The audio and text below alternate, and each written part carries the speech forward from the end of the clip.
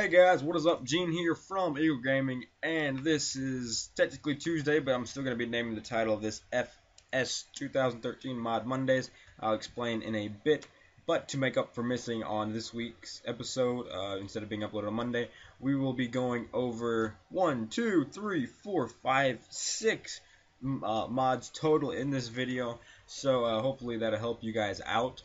This is going to be a special edition, I guess is what I'm going to call it, of trucks, I guess is what we can do. But without further ado, we got a long ways to go before we get done. So let's start off right here with the 1991 Dodge Power Ram. Currently, the stats for this on the cost per day is not available. It didn't say anything on the store. You can buy it for $1,500, sell it for $750. That goes for both of these trucks along with the flatbed. So we're gonna look around through here, I guess. I think the most detailed part of this truck would be the chrome mirror and the logo for that. You got some shocks, not really too detailed. Looks like there's not a hitch on the back, but I don't see one, but there might be one in there. We'll just have to test that out. Let's go ahead and hop inside there. You can't really even go inside of it, so I guess that's gonna suck. So I don't have modus on it, which is a weight. So we're gonna come over here to the good old 45-foot PJ trailer that I think I reviewed over in episode 9 of FS Mod Mondays. And let's see if this thing will even back up without dying. That was such a failed backing up, but oh well. Okay, I don't think it even has a gooseneck hitch even on it. No, it does not. So that means that it probably doesn't have a bumper hitch either. I guess it's just for looks. It's going to have a top speed of probably around 50 miles an hour. Holy cow. Woo! Oh, there we go. This is what I'm talking about, people. Yeah, stunts galore, people. Yeah, around 52, 54 miles an hour. It should flip. The tires set in the ground, it looks like, even. Yeah, so that's going to be a couple points off there. Well, why not? Let's just have some fun since it will go. I do need a channel trailer, so I'll probably use some clips on this from it. There we go. Oh, let's run over this like a monster truck. Yeah. Alrighty. We're probably gonna have to give this a 7 out of 10, just because the damn thing jumps 50 feet in the air and has way too much speed. The tires stayed in the ground, and the detail is not that good. So let's hop out, and this is probably easier. There we go. This thing pretty much the same thing. Kind of detail on the flatbed, not very much though. Got a nice exhaust on this one, chrome exhaust. You can see that through there. The tires set there. No modest on this one. It does have a Reese hitch along with a gooseneck fifth wheel hitch. Let's see if this one hopefully should. You can't go inside the cab on this one either. And let's hook up to this one. Hopefully it will. And I'm having some trouble. There we go. It's starting to zoom out now. So the bed has a reflection and then the other one don't. Okay, I think that's a little bit off right now. Yeah, whoa, Nelly Bell. Okay, definitely needs to be some updates on this. Definitely needs modest. The hitch is off on the truck itself. The gooseneck does not do that. Trust me, I've used this in many of my personal maps that I do play on. This truck again will be rated at 7 out of 10 because the tire set in the ground. There's a shadow on the bed, not the truck itself. The hitch is there, and then along with the detail. So I'm cutting this one a little bit of slack. And we're going to do that one. We're going to do these in order.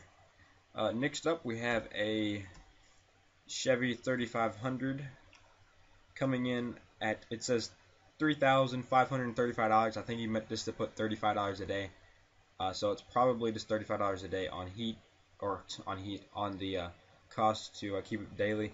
Bought this truck in store for around $8,500.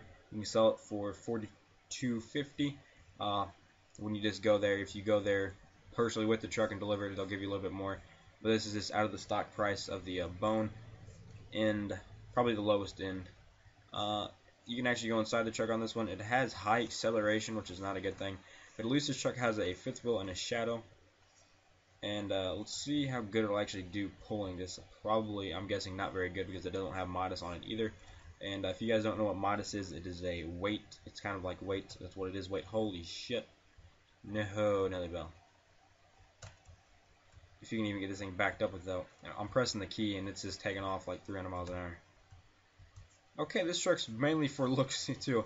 It's gonna be rated at 8 out of 10. It does have somewhat of a detail, I guess. It's pretty brown and pretty much flat. An old farm truck. What they look like, not too much detail on them, but 8 out of 10 for that. Cab could use a little bit more. Kind of got little blurred speedometers, meters right there. Can't hook up to there. I don't know why you would even have that in there if that damn thing can't even hook up to it. But forward, no, okay. License plate don't have anything special, so mirrors don't work, which who cares about that? But yeah, 8 out of 10 on this one. And we're gonna come over to a 2008 Dodge Ram 2500 Cummins turbo diesel. Not available again for the cost per daily use of it. $54,950. Seems pretty fair amount. That's what it probably mostly goes for. It'll match the New Hollands if this thing would ever even okay, I don't really like that bouncing in there, so it's going to be a couple points off there. I know I'm going quick, but oh shit. Yeah, it's got too much pickup too.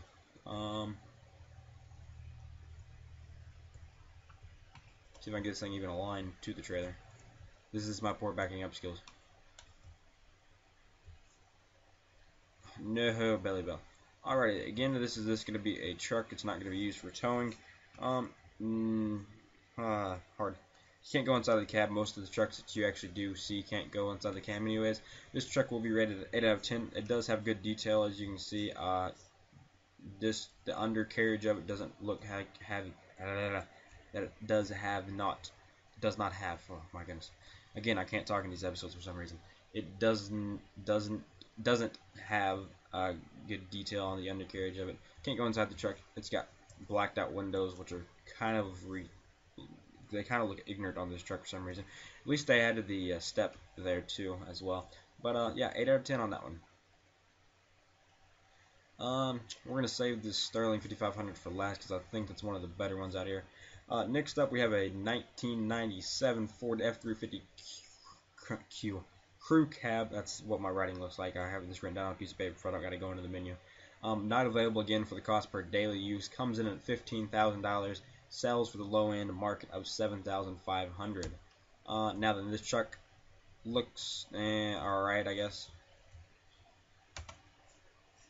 It got reflections of some random thing. I guess that's the right reflections. So let's go ahead. Oh, I can go through it, can I? Yep, okay. Let's enter it. Can't go inside the cab. It does have a full reflection. And holy shit, this thing takes off like a bat out of hell and bounces everywhere. Oh, at least it's got modus on it this time. Thank the Lord.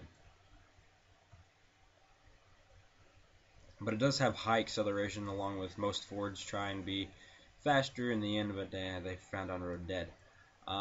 Sorry for all you Ford guys. I do like Dodge. It mostly goes Dodge, Chevy, Ford.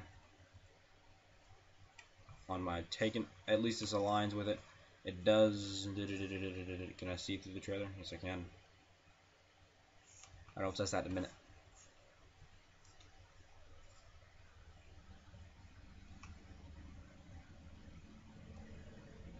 Alrighty. This thing's bouncing everywhere. It shouldn't really do that. That means that the shocks are out, but it's an old truck, so I guess they made it like that. Modus of 5. It's doing pretty darn good for hauling a trailer if you like the thing bouncing up and down all the time. That's going to be about it for that. It was on a Modus of 5. It goes all the way up to 15, I do believe. Yes, that would be correct. And overall, it's one of the trucks that I would actually like, except for the high acceleration. Like, you press the key and it goes from 0 to 50 in like 3 seconds. And we're going to kill it right there. Now then, Let's just tab over. Now then, look at this beast. This would be a Sterling 5500 heavy duty. Looks like they did take some time on this. The cost of it for the daily use of it is not available. It didn't show anything in the menu. Comes in at a whopping $64,900. That is an average price anywhere from probably $55,000 to $80,000, depending on the customizable items that you get on for it. And a selling price of $32,450. It doesn't have any decals on it besides the Sterling on the front of it. And you can actually see the engine block in there. It's orange. Mirrors don't work, which they've spent most of their details on this other stuff.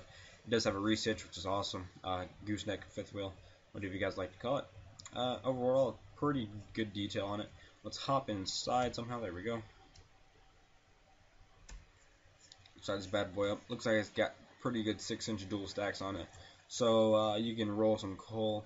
The Modest does work on it, which is great, and does accelerate fairly well. Has a top speed of about 30 to around 35 miles an hour. With the Modest on it, it should slow it down some.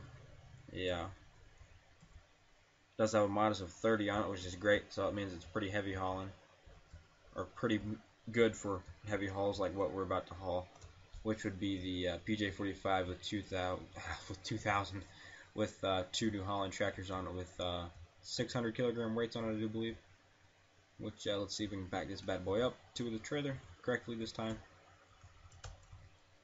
Alright, it does it sit on the hitch? Yes, it actually sits on the hitch. Alrighty. That's a Modest to it for it doesn't flip all over the place. Alrighty. Put on Modest of 20, just for the hell of it. And this is actually beating out the GMC top pick right now, which is actually quite cool.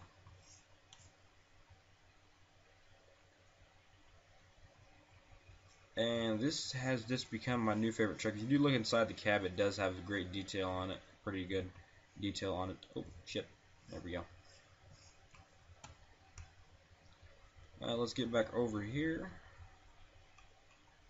where it all takes place. And I'm going to put these in order. Keep on rolling, that's what I thought. Coming in at number 6 would have to be this Chevy 3500, just because of the high acceleration. Coming in next would have to be this one, the Power Ram without the flatbed on it. Yeah, not too much to say about these. This mod, pretty cool. It's got the pipe on it. That's why it's coming in at number 5. If I can count right, yeah. Wait, hang on. 6, 5. No, it's coming in at number 4. Sorry, guys, I'm not that good at math. Coming in at number 3 would be the